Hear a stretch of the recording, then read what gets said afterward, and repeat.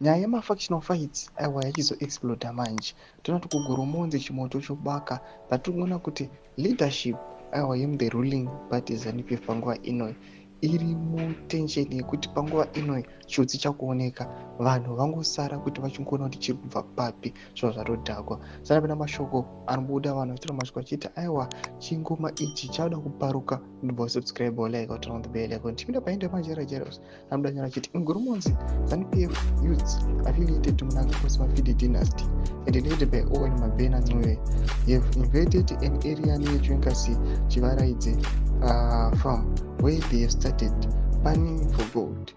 There was an exchange of gunfire between pro-Chamisa and youths versus ED youths. Panapa ndomashoko anobuda achitoka naMajera Jeros. Unoona anobuda achikumbira achiti regerai vakomana, mwana wataura mashoko the same, regerai vakomana machiti something is about to happen. Vanobuda achiti watch till the end, kuchamanyiwa.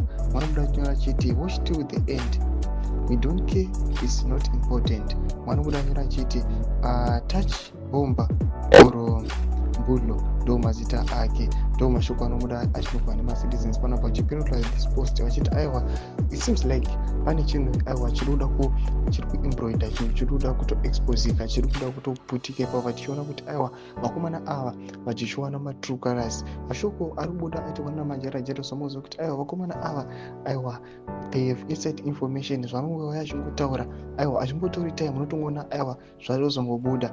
Tudze mafunguro enyu motokudei pamusoro pechiitiko ichi, zvatikuona the current situation yemunyika panguva ino aiwa iri kusirisa and everyone is concerned nokuda kwokuti their lives they are being influenced nokuda kwezviitiko izvi. Tudze mafunguro enyu motokudei pamusoro pechiitiko ichi, ina comment section medu, subscribe or like, turn on the bell icon.